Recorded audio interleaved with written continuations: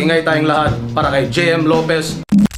Ang mga perpektong linya para sa kalaban. Yan ang tatalakayin natin ngayon, pero bago yun, iniimbitahan kita na i-like ang video na to bilang suporta at mag-follow at subscribe sa ating Facebook page at YouTube channel.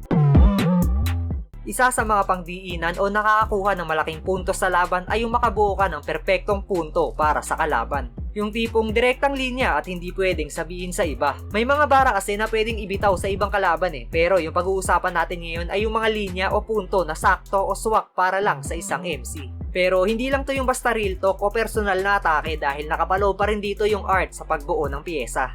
Umpisahan natin sa linya ni Moth kontra kay Zaito. Ipinaalala niya dito yung isa sa pinakatumatak na linya sa flip top, yung binanat ni Looney kontra kay Zaito noong 2010. Pero champion ka pala? Lately ko lang nalaman.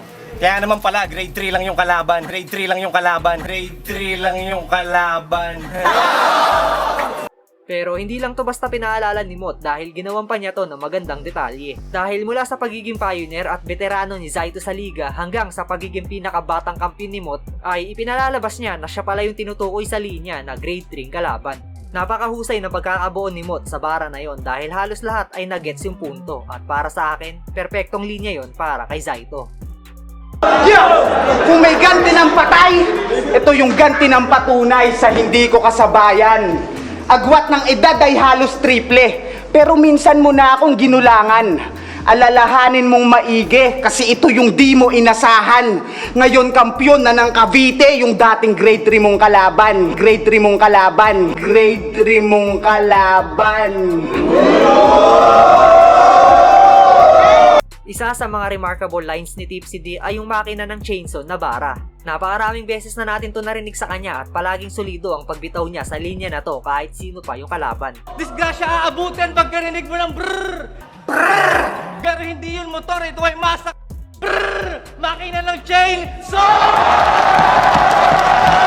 Pero ang pinakapaborito ko ay yung ginamit niya yung linya na to sa laban nila ni Batang Rebelde. Napakaganda ng pagkakabuo ng 4-bar setup, tapos solido rin yung internal rhyming. Pero ang pinakamalupit dito ay yung naikonekta niya yung tunog ng makina ng chainsaw sa pangalan ni Batang Rebelde o sa initial nito na BR. Tanggal busal sa bibig! Tama na par! Kakilabot ang echo! Pwes tanggapin mo still bar! Pati pag beat na sa tempo, katapusan mo na BR! Di ko tinatawag ang name mo, yun ay BR! Brrr! Makina na chainsaw! Noong Unibersikulo 7 ay ikinasa ni Sir Enigma ang tapatan ng dalawang kampyon ng isa buhay na si Moth at Batas. At gaya ng inaasahan, palag-palag ang bawat isa sa kanila pero may isang anggulo dito si Moth na sa tingin ko ay nakakuha yun ng malaking punto sa laro. Noong nag-uumpisa pa lang si Batas sa liga ay salbahe at kontrabida ang naging karakter niya. At isa sa dahilan kung bakit ganun ang tingin sa kanya ng karamihan ay dahil yan sa mga bara niya na pandaramay sa babaeng magulang ng kalaban. Which reminds me sa nangyari sa amin ng nanay mo kagabi. Bakit na nanay mo? Malamang kanina nyo pa inihintay na sabihin ko ko kanyang ina. At yan din mismo yung puntong ginamit ni Moth para makabuo ng solidong linya. Napakaganda ng pagkakakonekta ni Moth sa ilaw ng tahanan papunta sa ilaw sa lamay. At sa tingin ko pati kayo ay sasang-ayon na swak at direktang linya yon para kay Batas. Pambababoy ng ina. Yan ang mga ideya niyang panlaban. Pinapagana yung bumbilya gamit ilaw ng tahanan. Pwes tumatanda ka na rin naman, malapit-lapit na sa hangganan. Karma'y di matatakasan, babalik lahat ng ilaw pag ikaw na pinaglalamayan. Pinadala ng Baras, yan ang linya na bitbit ni Raffian mula sa Underground League, sunugan hanggang sa flip top.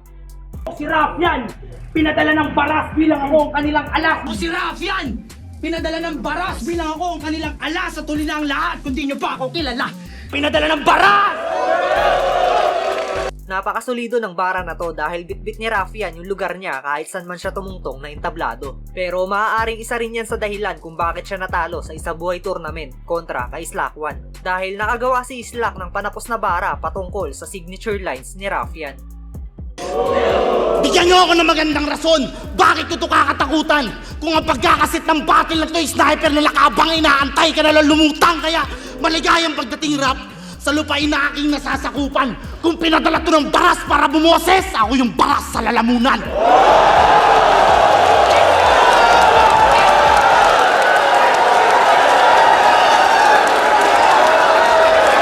Marami ka pang kakainin na bigas, unlimited rice. Isa yan sa pinakatumatak na linya ni Looney.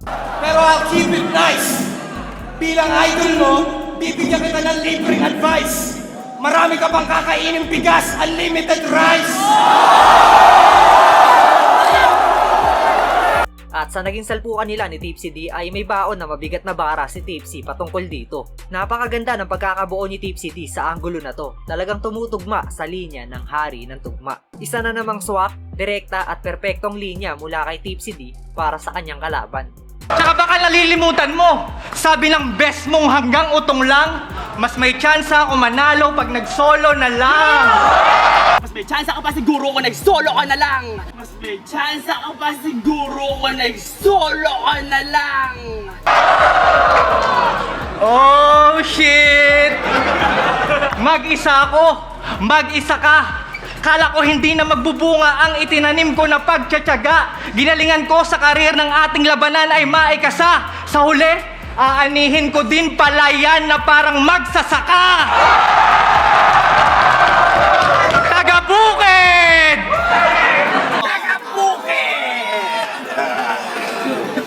Yan ang pangasar mo sa akin noon na hindi ko itinanggi.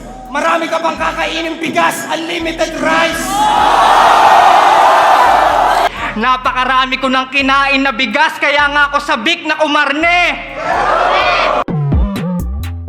At ayan nga mga direkta at perpektong linya para sa kalaban. Marami pang hindi nasamang line sa video na to kaya asahan nyo na gagawan pa natin to ng part 2. Pero kung kayo ang tatanungin sinong MC ang may pinaka-perpektong linya na ibinitaw para sa kalaban, pwede nyo yan i-comment sa ibaba at babasahin nating lahat yan. At yun, hanggang dito na lang yung content natin mga tol. Salamat palagi sa walang sawa. Next bet. Pero paalala, maging responsable sa paglalaro.